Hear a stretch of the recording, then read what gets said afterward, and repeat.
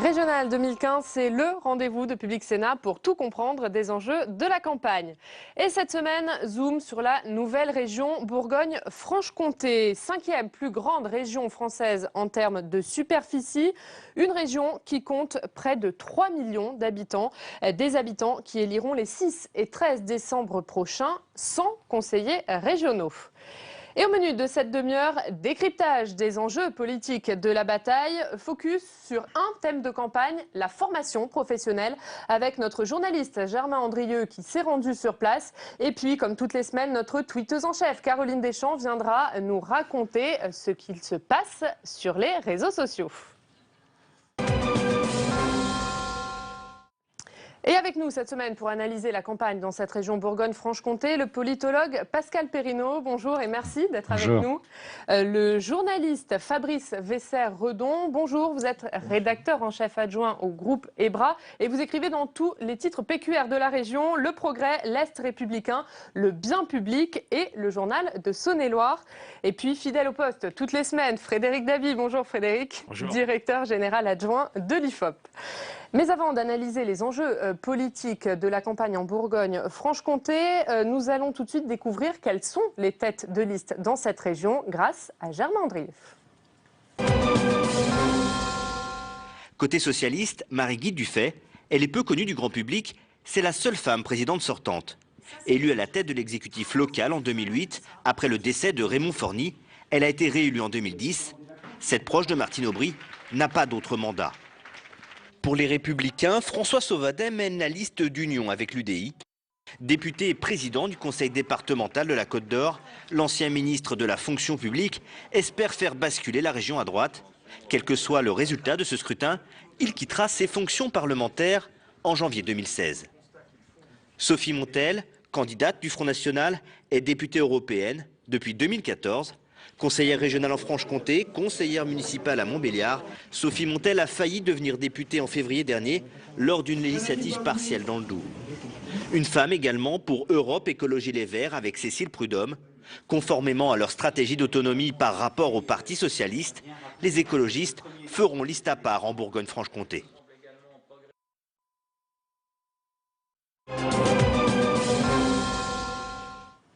Alors Frédéric Dabien, la Bourgogne et la Franche-Comté sont dirigées par la gauche depuis 2004. Est-ce que c'est une fin de règne qui s'annonce?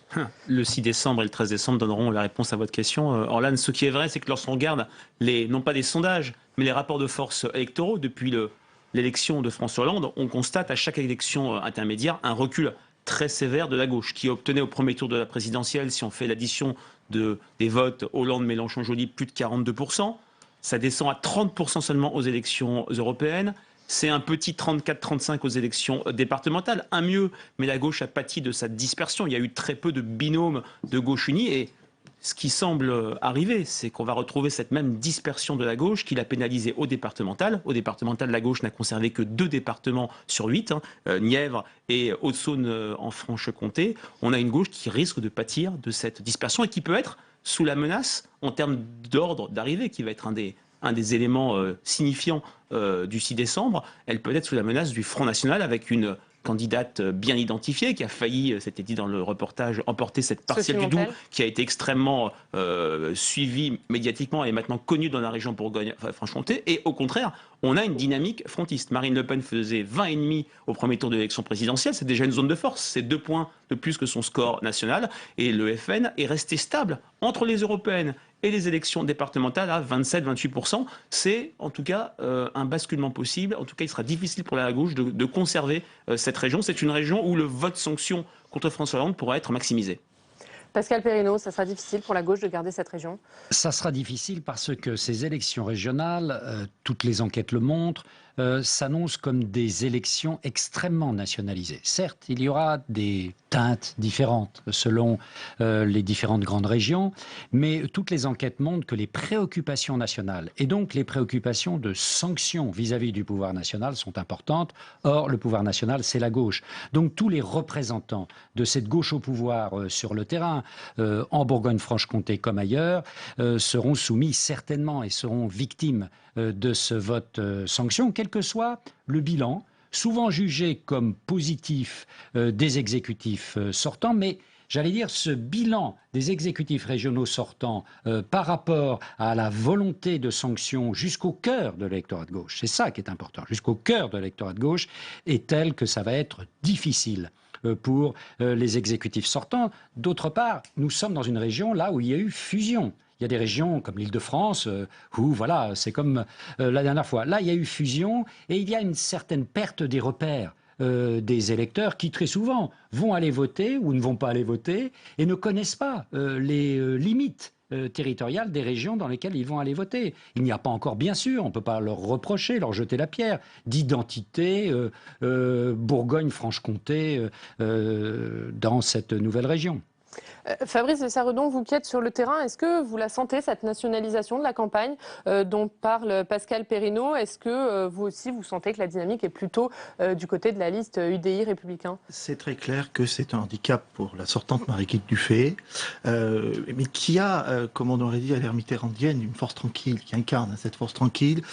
C'est quelqu'un, elle a 66 ans, elle a roulé sa bosse, hein, comme on dit, elle connaît bien la Franche-Comté, elle est identifiée en Franche-Comté, elle est pénalisée côté Bourgogne, c'est très net, hein, du coup elle a pris son sac à dos, hein, au sens propre du terme, et là elle se promène, elle marche dans le Morvan. Pour découvrir la région et se faire connaître. C'est très bien. Oui, mais c'est d'ailleurs pour ça que je prends cette image-là. Elle a l'habitude, hein, de contrer, hein, ces vents-là qui lui sont pas favorables. La droite se sent portée, hein, par ce contexte national. Néanmoins, elle reste assez prudente. Hein, François Sauvadet sent bien que l'heure est venue pour lui de prendre les manettes de cette grande région. Et en même temps, on sent bien que les jeux sont ouverts.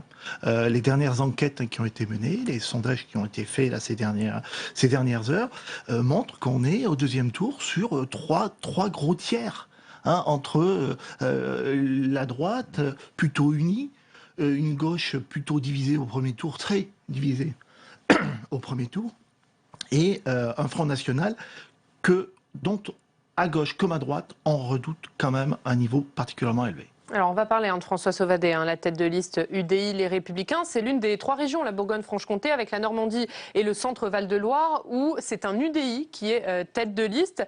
Ça semble plutôt bien parti dans les trois régions pour les candidats UDI Les Républicains.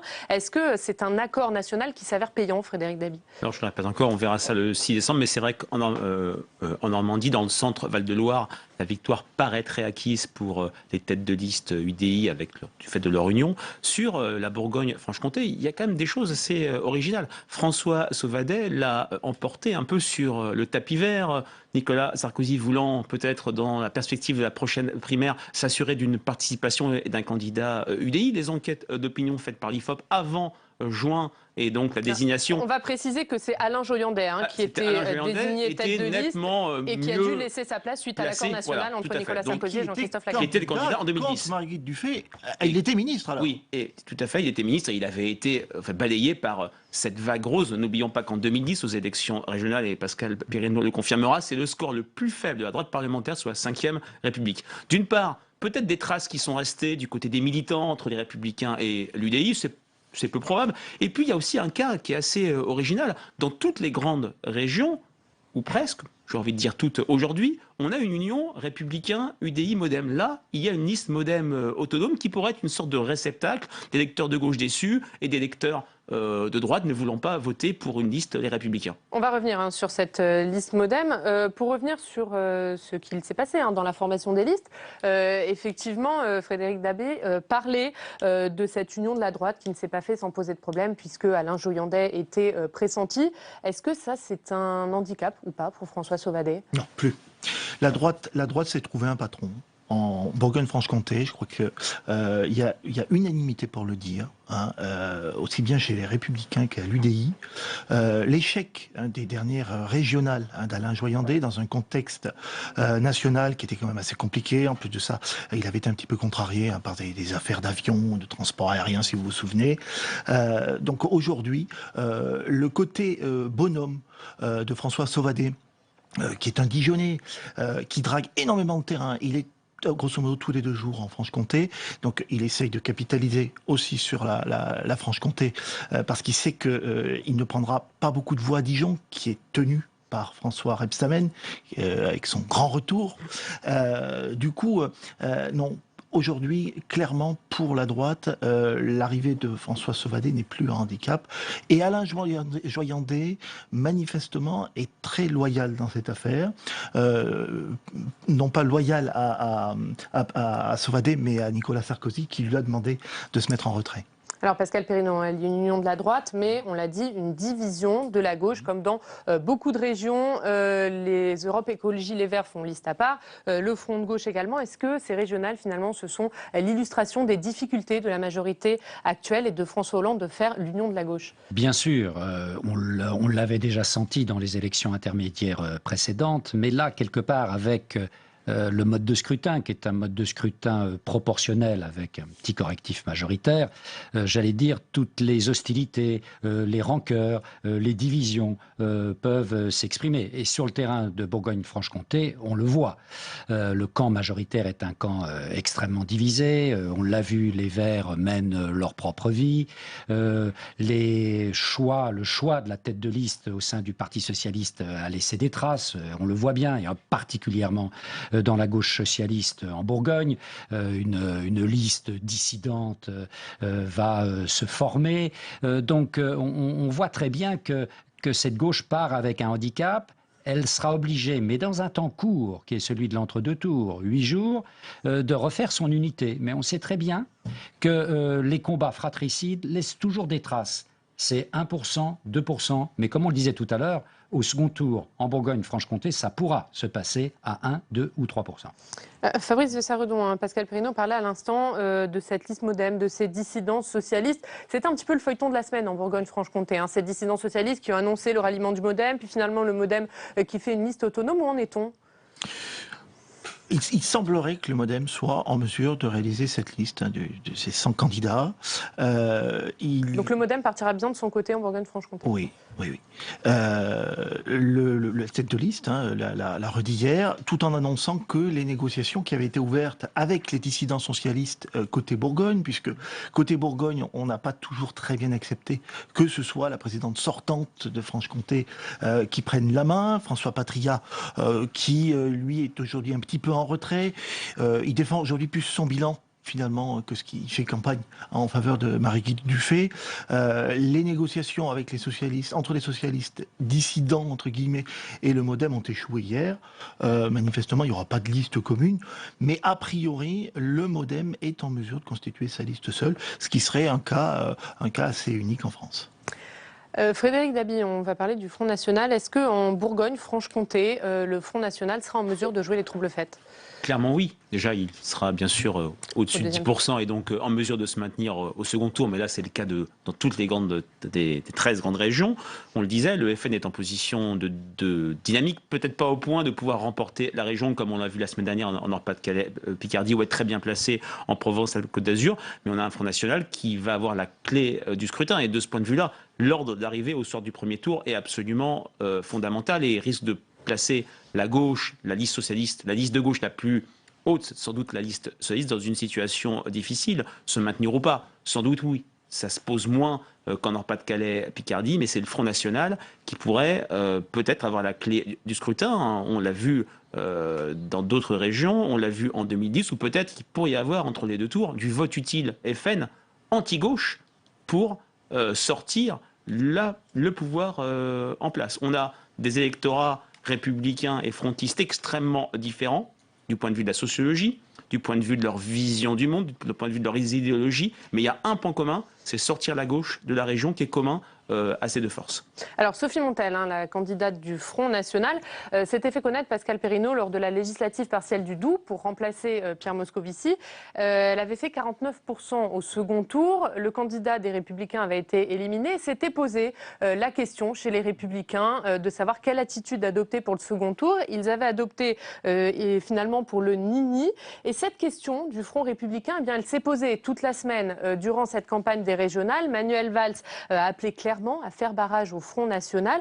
Est-ce que selon vous, Pascal Perrineau, ce concept de front républicain, est-ce qu'il est encore possible ou est-ce que c'est un concept qui est clairement dépassé aujourd'hui? Revu et corrigé, il est encore possible. On ne parlera peut-être plus de front républicain, mais on trouvera autre chose pour essayer de construire la même réalité. Sachant que, étant donné la dynamique dont vient de parler Frédéric Dabi du Front National dans de très nombreuses régions, la question de l'attitude de la force arrivée en troisième position, et ça sera très souvent la gauche, cette question de l'attitude est une question décisive.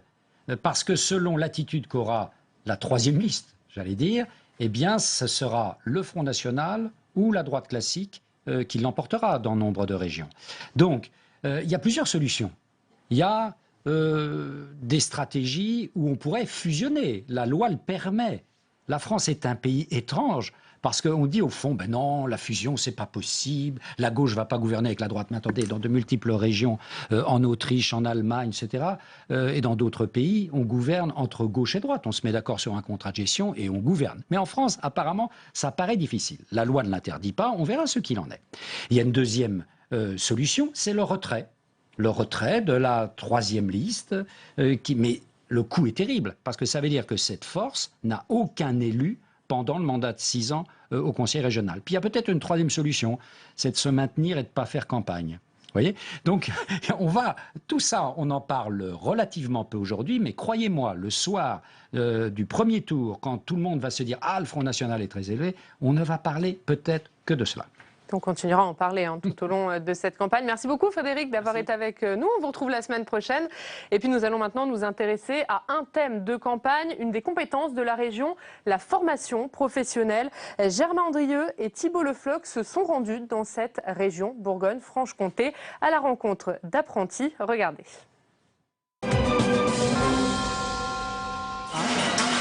Là, vous avez un très bon départ. Après, vous avez été un peu trop vite. Donc, refaites-le, repartez. Refaire les mêmes gestes, découvrir son futur métier. Florian, 18 ans, a fait le choix d'un bac professionnel chaudronnerie dans ce centre de formation industrielle. À la base, je ne savais pas quoi faire. Et j'ai été à l'entreprise de mon père pour découvrir l'usinage. Sinon, je ne savais pas ce que c'était, quoi. Il n'y a pas assez de stages, je trouve, pour découvrir ce genre de métier. À la clé, un emploi garanti pour Florian dans son entreprise d'accueil. Et c'est le cas de tous les apprentis de cet atelier. Dès qu'on a des demandes des entreprises, on ouvre la section ou on la ferme. Non, généralement, on ne la ferme pas trop, mais les sections sont ouvertes. Ce dispositif, financé à hauteur de 300 000 € par la région, est complété par la taxe d'apprentissage et le secteur de la métallurgie. Un dispositif quasi sur mesure pour convaincre les jeunes de choisir l'industrie. Les acteurs du secteur espèrent son maintien dans la future grande région. Là aujourd'hui, je pense que la région elle-même est convaincue de l'intérêt de tous ces dispositifs. Malgré tout, il y a des incertitudes qui arrivent, il y a des aléas qu'on ne maîtrise pas les uns et les autres, donc on attend. Conserver le financement de la région et préserver si possible l'emploi local, c'est aussi la priorité de la Franche-Comté. Celle-ci est mise à chauffer, c'est parfait. La dernière, Manon, tu vas pouvoir l'emprésurer. C'est parti. Voici Manon, 20 ans. Après son BTS, elle vise une licence professionnelle spécialisée dans la transformation des produits du terroir pour devenir fromagère. Alors, comment tu le trouves, ce fromage? Il est plutôt bien. Il est joli. Non, le grain est bien réparti. C'est bon, on va pouvoir passer au pressage. J'aime bien être en contact avec la matière. Et du coup, j'ai préféré être en apprentissage par rapport à avoir une expérience professionnelle et en même temps faire mes cours. Ici, la région finance 500 000 € par an. C'est 40% du budget de fonctionnement, un forfait global que cette école-entreprise espère conserver avec la prochaine structure. Je sais que d'autres régions, et notamment la Bourgogne, ont un mode de financement à l'heure apprenti, alors que nous, en Franche-Comté, sommes financés aujourd'hui sur un forfait global par niveau de formation.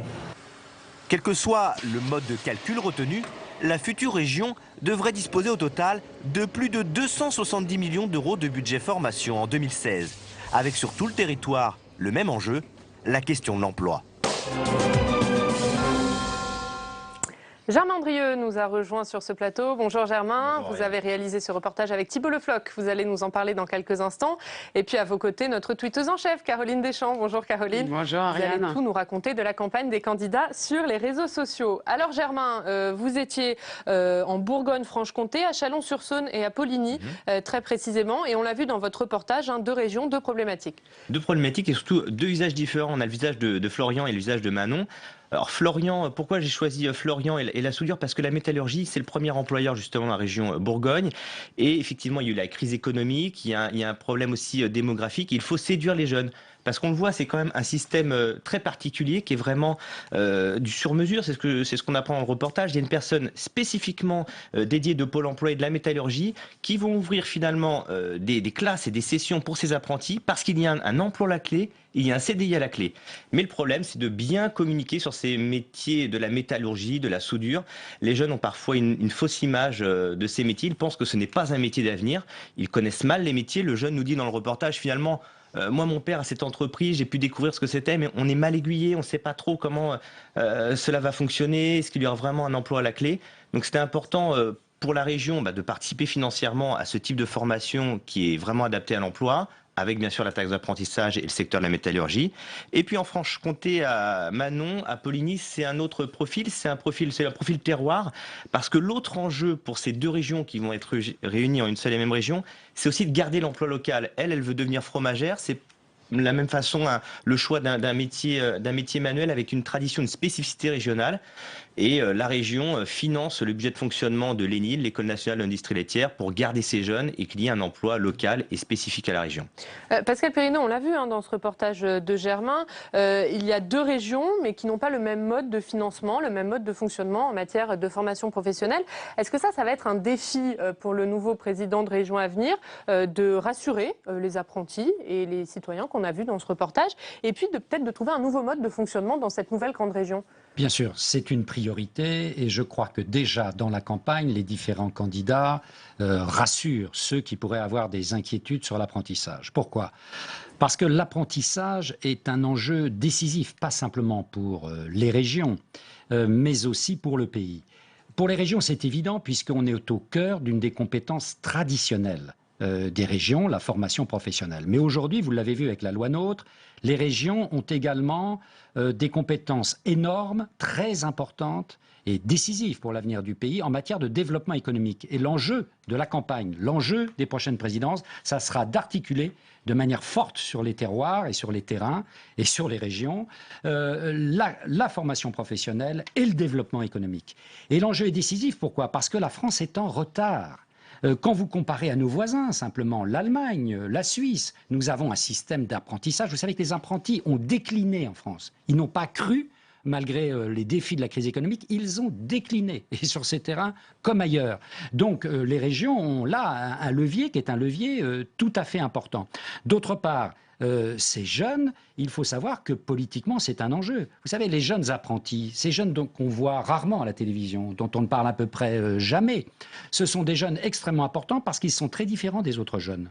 Et particulièrement politiquement, ce sont des jeunes qui s'abstiennent beaucoup. Il y a un enjeu décisif, c'est comment les candidates et les candidats vont arriver à parler à ces jeunes. Et ils peuvent le faire, puisque les régions jouent un rôle décisif en matière de formation professionnelle et en matière d'avenir de ces apprentis. Puis d'autre part, quand ils votent, croyez-moi que la dynamique du Front National a quelque chose à voir avec les scores que font les listes du Front National dans cette jeunesse qui a des attitudes très différentes, par exemple de la jeunesse étudiante.